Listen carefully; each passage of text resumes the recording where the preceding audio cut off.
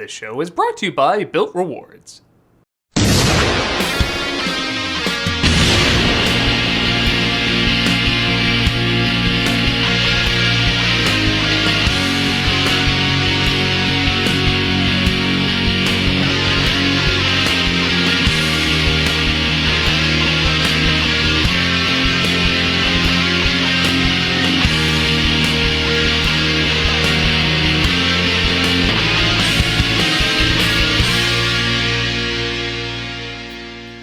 You all ready yet? Nah, not yet, man. Yeah, surprisingly, it takes a lot of time. Well, let me know when you are. I still gotta see if Tamara's gonna get hers in. Hello? Tamara, you got that thing we were talking about yet? Not yet. I told you I'm going out of town for Christmas. Well, you're just lucky I'm so lenient about actors visiting family over the holidays. Yes, that is what is going on. Come along, Tamara! We're playing Sega CD and doing eggnog shots with the Buddha Bunny. Coming! Let me know when you're finished. Man, who would have thought it'd actually be tricky to come up with... Wait, not yet.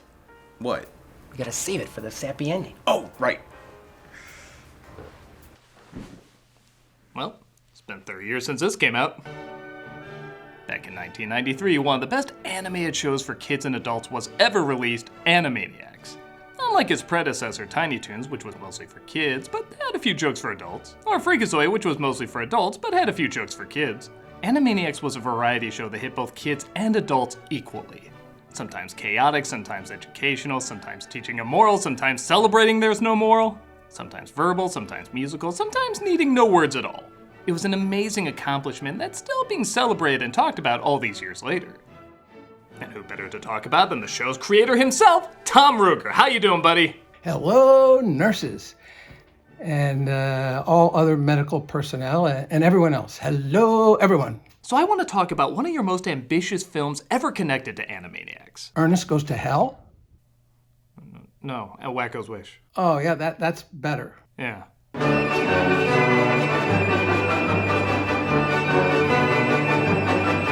Released in 1999, Wakko's Wish was the last major Animaniacs project to use the original cast, writers, and directors. And I'll be totally honest, when I first saw it, I wasn't the biggest fan.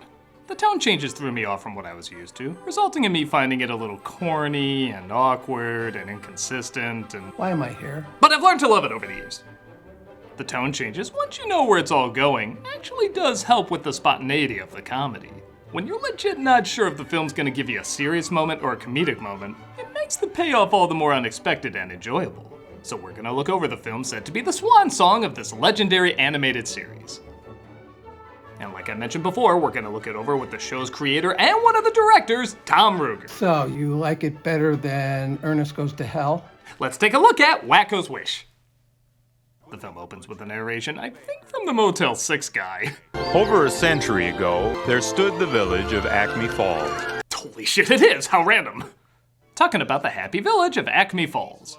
It was a town filled with happy inhabitants, and a mime. Well, no place is perfect. Right off the bat, Tom, where did the idea for this movie come from? Battlefield Earth? I have no idea. It was like L. Ron Hubbard. I think Travolta wanted to make it. I mean, Wakko's Wish, Tom, you know that. Wakko's Wish, right. At that point, the Animaniacs series was sort of coming to an end. We had made 99 episodes. We had been pushing for a long form with Steven, who was now getting involved with DreamWorks, and he probably wasn't going to go for a theatrical. We said, well, how about, something for home video? And he said, well, that's good. I went off and came up with a concept. Originally, it was supposed to be something like It's a Mad, Mad World. The original title was It's a Wakko, Wakko, Wakko, Wakko Wish. So we had a structure with a lot of different characters pursuing not the big W, but the wishing star. We had a tight schedule. We had to sort of race it into production. So I brought Charlie Howe and Earl Kress and Nick Dubois and Kevin Hops and Randy Rogel, and everyone said, this should be in movie theaters.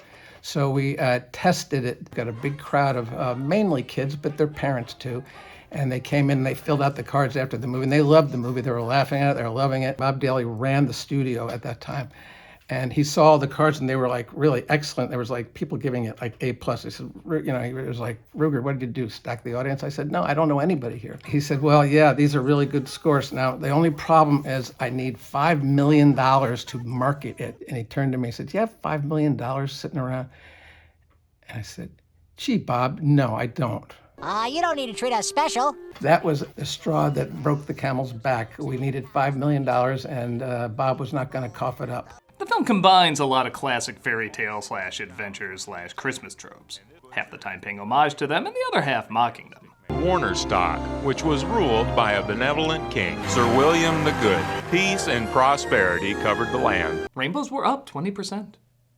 The king passes away, though, and the kingdom is taken over by another king who is even better. No, you know the drill. He's the worst. Warner stock being overthrown in a hostile takeover by the nation of Tiktakia. So what inspired you to go more the traditional fairy tale route with this? This might be the swan song for Animaniacs. We wanted to pack it in with references to some of our old gags from the series and new stuff and a big story carrying the entire cast. At the same time, we wanted to zing Disney, and we wanted to zing the politics that were going on at the studio with Warner Brothers being absorbed by Time. And so that's why we had this whole thing at the beginning where the country was called Warner Stock and Tiktakia Time was going to take it over. Now, the new leader of Warner stock was King Salazar the Pushy. Taking the story a bit more seriously does allow for smaller jokes to suddenly seem funnier. Like having the villain named King Salazar the Pushy, or their financial advisor just shrugging, "We're broke."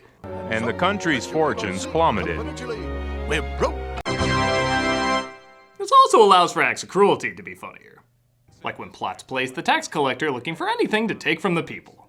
I've nothing to pay my taxes with. I can hardly keep the fire burning myself. Next! That's cold. We're introduced to our heroes, 3 orphans named Yakko, Wakko, and Dot, who sing about their woes as Acme Falls is in shambles. The lyrics, as usual, are pretty damn funny. We slept on beds with springs that hurt. The faucets had hot and cold running dirt. And ever since then, I've been feeling low. She's been taking lessons from Sandy the Squirrel. I wanna go home. things couldn't get much worse. Even my nuts are frozen. Be careful with that last verse. Oh, also your son Nate still did the voice of Skippy. Was his voice still being altered? Are you okay, Aunt Slappy? Nathan's voice was being pitched for the final season. This was recorded maybe a year after that final season, so Nathan's voice had gone even lower. But sad is me heart until we meet again by the bonny, bonny falls of old Acme. And, how did that affect him hitting the high notes? Did he actually hit the high notes? I adore my Auntie Slappy, but it'd really make me happy if I had some friends with little kids like me. He had to sing these lyrics that were kind of out of his range, and I think he did pretty well under the circumstances. We definitely got to get you some singing lessons. Oh yeah, look who's talking. Hey, cheap shot, I'm old. Dot, being the youngest and cutest, of course, therefore has to be sick. So while Yakko stays with her, Wakko travels to seek his fortune. When he returns, he cheerfully sings he's made more than he's ever made in his entire life. I give you my fortune, a halfpenny. As you can imagine, the town is, really ecstatic. He's got a halfpenny today. He's got a halfpenny, hooray. Again, it took me a while to notice, but playing with the tone does make moments like this much funnier than if they just played the whole thing humorous. I'll buy burgers at the butcher's and blitzes at the baker. Groceries at the grocer's, season tickets for the Lakers. They want to use the money to help pay for an operation for Dot, but the tax collector comes and takes the halfpenny away. To make her feel better, Yakko tells Dot her favorite story that might be a little too cutesy. Tell me the story. Okay. There once was a man from Nantucket. Not that story. Actually, might have liked that story a little more. And out of the prettiest flower came... me. And every night at bedtime, they'd come in and say, "Who's the cutest girl?" And you'd say, I am. Okay, if there's any more sweetness to the scene, it would have diabetes. And Mom and Dad would laugh and laugh and laugh, and they'd tickle you. God, this is too much. But A, it's Dot, that's kind of the idea, and B, it does play into a joke later. How is she? Not great. Those acting lessons never really sunk in. Pretty hard to riff a movie that riffs itself. Wakko wishes upon a star, and a good fairy played by Ben Stein appears, because it was such an obvious casting choice. Now go make your wish. The one who touches the fallen star first will be granted one wish. Well, I, for one, am shocked Puss in Boots 2 took from anything aside from all this. The Warner set out to find the wishing star in a song set to Hungarian Rhapsody. You using this music for comedic effect is nothing new, but having a lyric hit almost every note? To the wishing star. Something weird and so bizarre, it fell to earth from way afar. They're on their way to the wishing star. Pinky, are you pondering exactly what I'm pondering? All things are bright, but just how will we get the weasel to hold still? They don't do all the music, but they come pretty close. It almost has a Broadway style to it. It's quite an accomplishment. It fell to earth and it came on down in a great big piece, then hit the ground, and then some fairy said to me, whoever gets there first, you see, just touch the star, that's all you do, and then you get your wish come true. So how did the songwriting for the movie work? During the story process, I was saying, oh, here's where we put this song, and here's where we put that song. I wrote most of the lyrics. Julie Bernstein did most of the music on the songs. Randy Rogel participated in the songs. Kevin Hopps, Tim Kelly, Gordon Goodwin. The lyrics, they were sort of dictated by what was going on in the movie. They just knocked the music out of the park. We're gonna get there first, you see, the one who gets there first will be in a super wagon wrapped in bone, and on the snow it's gonna float, it has a sail, it's like a sleigh, look out, we're on our way. Everybody makes their way to the wishing star, all with different intentions for it. Pinky and the Brain obviously have plans to take over the world with it, and Buttons and Mindy, introduced pretty late in the game, get roped in just trying to drop off cookies at their grandma's house. I'd go myself, but I'm too busy baking cookies for the 7 dwarfs. You know how your uncles love my chocolate chips. It's no fingerprints joke, but I'll take it. Actually, give me a second. So guys, how's it coming along? This isn't what we're supposed to be doing, is it? No. Oh, right, it's the other thing. Yes. Oh, sorry for the confusion. But they sounded similar. Right?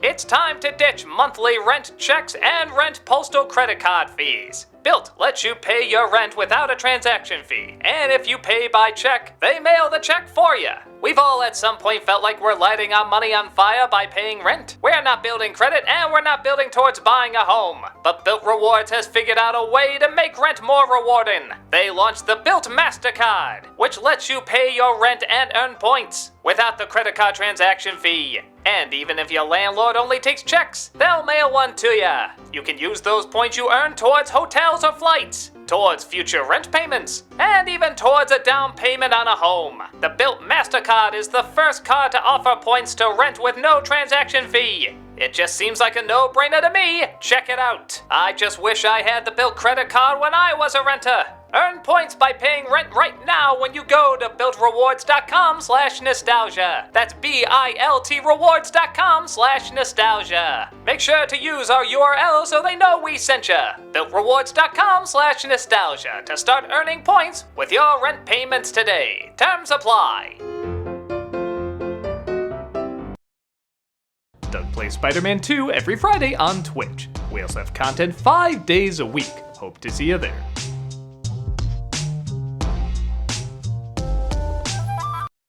Plots and his henchman Ralph are taken off the path to report back to King Salazar.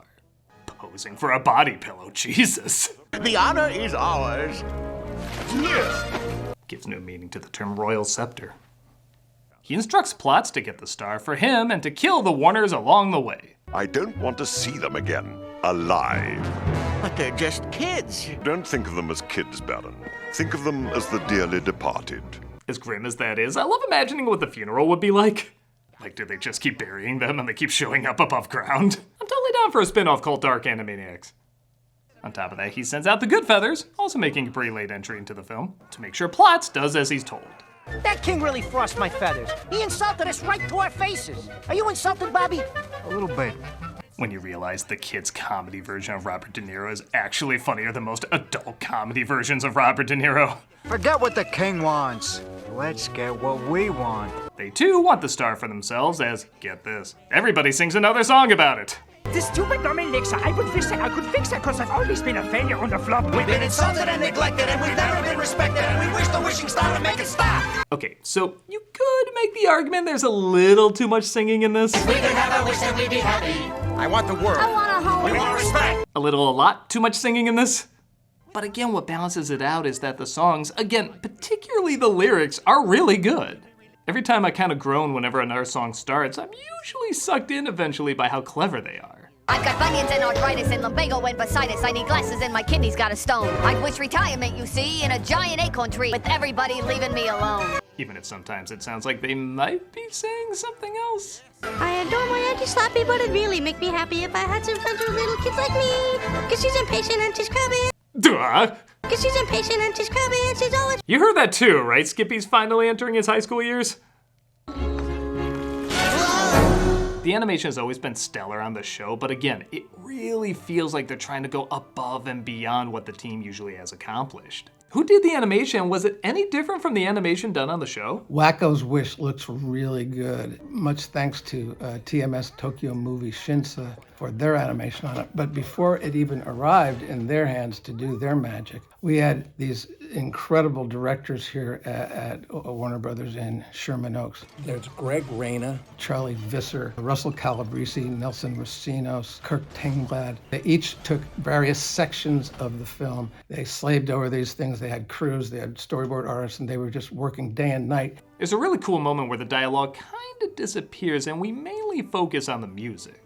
There's technically slapstick going on, but because it's so quiet, the score is allowed to really show off. It's like the descent into mystery scene from Batman that was replaced by a zany ballet.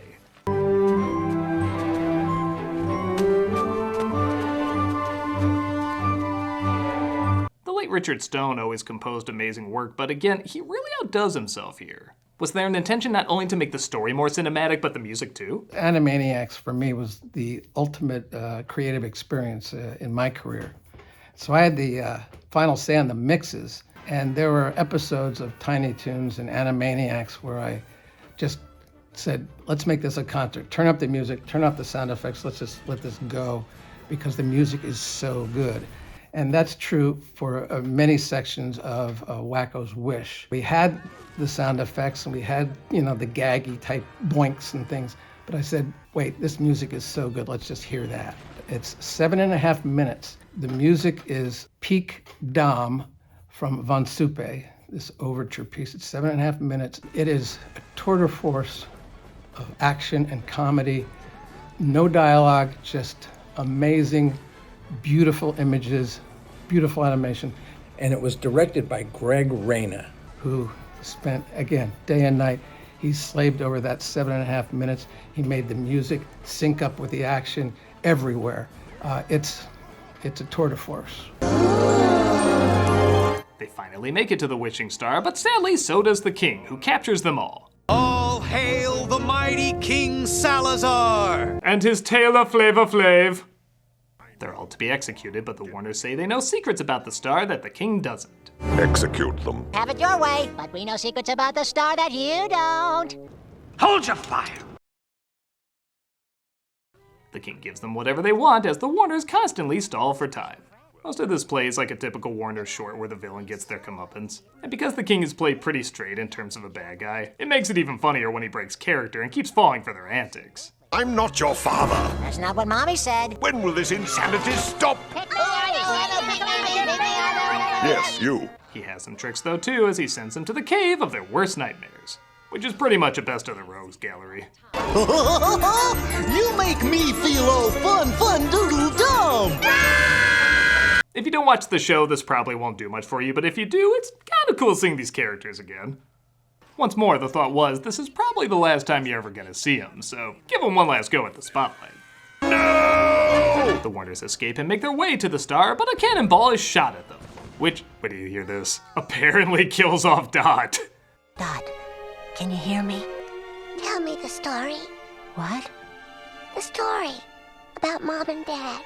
So like I said, I've actually grown to like not knowing when a silly moment or a somber moment is coming. Was it tough figuring out when to do something serious and when to do something zany? The characters in the story and the story itself sort of dictate what the scene is, what mood that scene should have. These are elements that are in the story as we're scripting it, and we know those are going to be sort of gentle moments. Then we know we're going to have absolute silliness and nuttiness in other spots. They come in and say, "Who's the cutest girl?" And you'd say, "I am." Also, killing off Dot. What was that recording session like? Dot, Tress, she knew she was going to have this death scene. So she really knew to make that opening scene where we're telling that story early on. She wanted to really nail that so that when it gets recalled later, it impacts the audience. Tress she's the greatest voice actor of her generation. Everyone starts to weep for the fallen cute one, resulting in Wakko sneaking away to the star while they're distracted. Oh, by the way, that's totally fine. She's alive, man! I guess those acting lessons paid off after all. Do you really mean it? Nah. This is where a lot of issues with the film start to fix themselves. Most movies would have Dot's death be 100% serious and Wakko would use his wish to save her. But instead, it's a fake out, and what does Wakko wish for? Not one, but 2 hay pennies! What? Oh, but it gets better. You know the operation Dot wanted? It wasn't to cure her sickness. It was plastic surgery to give her a beauty mark. I call it a cutie mark. Yeah, like all those serious moments with her were pretty much just building up these really stupid jokes. But I love the balls that takes.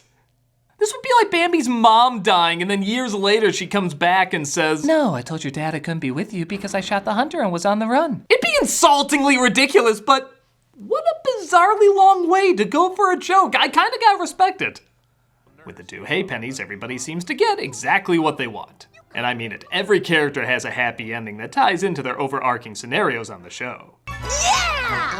He used to like nuts, now he's discovered dates. I am totally reading that as Skippy is by.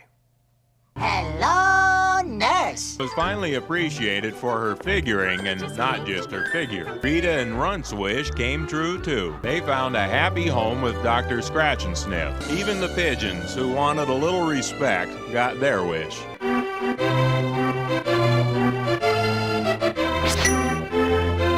Even Pinky and the Brain's happy ending is that there's still a chance they could take over the world in the future. What are we going to do tomorrow night? Same thing we do every night, Pinky. Plan for the sequel when we'll try to take over the kingdom and the world! Ah yes, the sequel, Yakko's Circumcision.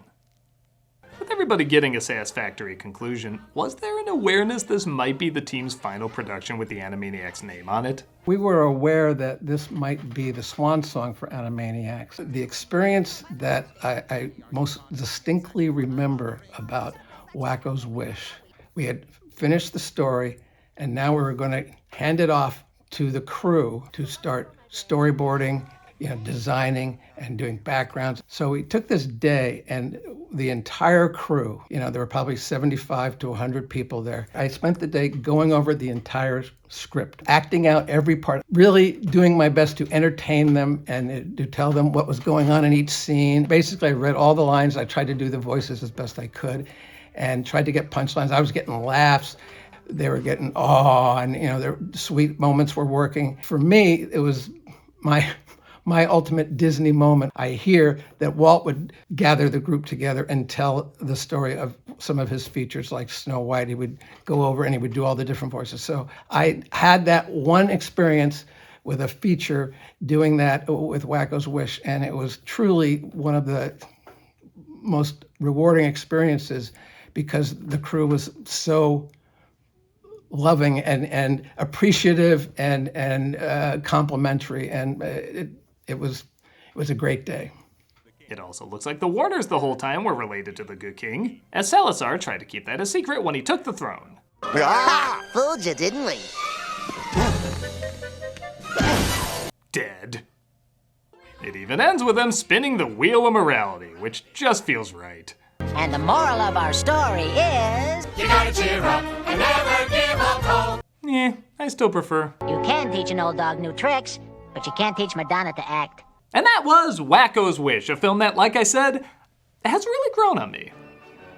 I think because I was so used to the show mocking a lot of the tropes they were using here, I wasn't prepared for the type of film it would be.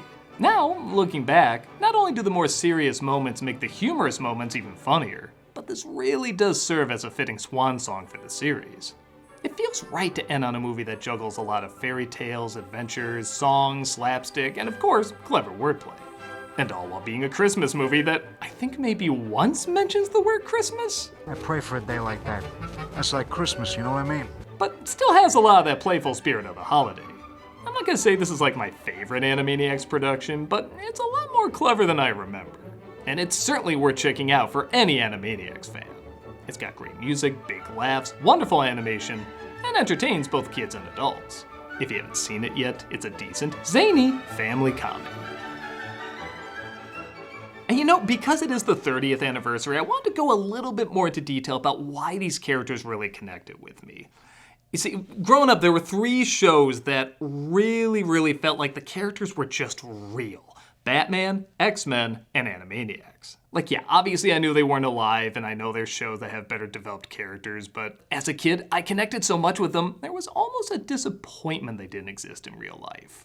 I moved around a lot because my dad was in the Navy, which means sometimes I would fit in great into a new place, and other times I really didn't. X-Men and Batman definitely fed my angsty side. It was dark, brooding, and about bringing sanity to a world of chaos. Animaniacs did the total opposite. It was bright, upbeat, and about bringing chaos to a world of sanity. They did so by always having the right comeback, the perfect one-liner, abstract thinking. Sometimes they would fight a foe, but other times they would just introduce a little bit of anarchy and show not only how it could be fun, but also important. The world is going to be crazy and unexpected, and these were characters that showed you how to roll with the punches and adapt to it. These characters felt real to me because they helped me through something. They helped me to lighten up and be optimistic at a time when I didn't always feel that way. Batman and X-Men said confront your dark side. Animaniacs said throw a whoopee cushion on a chair. And both of them were done with equal effort and are both equally important in their own unique way. Animaniacs was the apex of my creative career. I loved making it. I loved all the people who worked on it. Rusty Mills and Liz Holzman, of course, co-directed this. I miss them every day. I'm very grateful for Warner Brothers to say, make a long form as sort of a swan song for the series. It gave me a feeling of completion, very rewarding. Animaniacs, a moment in time where a bunch of us got together, we made each other laugh. No one said, no, you can't do that. No one said, oh, you have to cut that scene. They just let us do it. And that is so rare. And I missed that. And it was a golden moment. Critic, we did it. Yeah, we finally found characters we grew up with that felt real to us. Oh, okay. Who are they? Well, mine is Static Shock. He left a big impression on me as a young comic, cartoon, and superhero nerd. Nowadays, the presence of Black iconic superheroes in animated media has grown significantly, but back then, they were far and few in between. This character brought a new, never-before-seen flavor to the cartoon scene. Someone who I could relate to on a level that was more than skin deep. Mine's Dr. Sam Beckett. One of my favorite shows at the time was Quantum Leap. The main character would leap from person to person through time, righting wrongs and fixing broken lives. He was often vulnerable, modest, and flawed, just like the rest of us. He stood against racism, bigotry, sexism, homophobia, and always against great odds. Compelled to do what was right, and not what was easy. That stuck with me as I faced my own challenges growing up. Hello? Hey Critic, I finally thought of a character. Ahsoka Tano. I loved watching her growth from this imperfect, aggressive, stubborn character to a still imperfect, but very loyal, kind-hearted warrior of a character. She manages to become one of the most powerful Jedi in Star Wars history, despite claiming that she is no Jedi. And I really love how changed she is from the people around her. And I love watching her fight with herself throughout the series. It's so relatable and so personal. I love her. Okay, these are all pretty good, guys. Thanks for sharing. Can we go see our families now? Oh, he's making it about you. Yeah, go. I'm putting in my 2 weeks. Okay, last thing, I swear. In a holiday season that's all about making an impact on people, why don't you share the characters that felt real to you? Whether it be in childhood or adulthood or whatever, what are some characters that helped you get through something? In honor of the people that work their asses off to give you their stories, maybe list the ones that left such a huge impression on you and why you think they stay with you for so long. I'd love to hear some of the ones that help shape who you are. And once again, a big thank you to Tom Ruegger, who created a show that definitely helped shape me and directed a pretty damn decent movie that went along with it. Well, it's no Ernest Goes to Hell, but it's a darn good animated movie. I'm a Nostalgia Critic guy, remember it, so you don't have to. Cause she's impatient and she's crabby and she's always really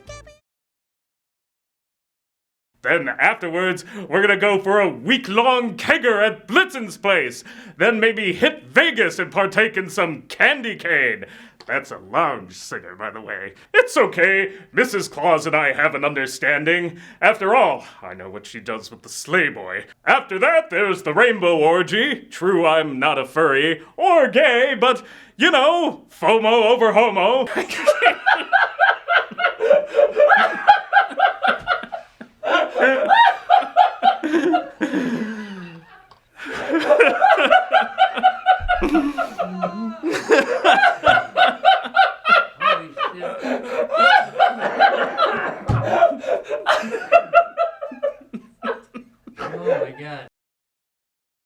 It's Cameo for Charity, and this month we're doing Toys for Tots. So if you want a video of me saying happy birthday, Merry Christmas, congrats, or whatever, go ahead and click on the link below and know you'll be giving to a good cause. With that said, I usually do Toys for Tots for December, and part of that is because of this funny story that happened when we were shooting the review of Christmas with the Craigs. I share it every year, and this year is going to be no different. Hey everybody, Doug Walker here doing the charity shoutout, and I have a funny story for you. When we were shooting this review, we were outside about to shoot a scene with Nostalgia Critic and Santa Christ, and this car pulls up, and they pull right into our parking spot, and we don't recognize the people, and they get out, and we say, "Can we help you?" And they say, Toys for Tots. I drop it off Toys for Tots. No, we're not Toys for Tots. And they're looking at us like, "Are you sure?" And we said, "Yeah, we're sure. Why would we know where Toys for Tots are?" And they said, "Well, 'cause you got a guy dressed like Santa Claus there." Oh, no! Unrelated. Amazing. Totally unrelated. So, bizarrely enough, they were driving around looking for Toys for Tots, and we happened to come outside with a guy dressed as Santa Claus. What are the chances? And I took it as a sign. There you go. So, click on the link in the description, get a cameo from me, and be giving to a wonderful organization. Donate to Toys for Tots. Yes, They're it's a awesome. good organization. Santa Christ approves.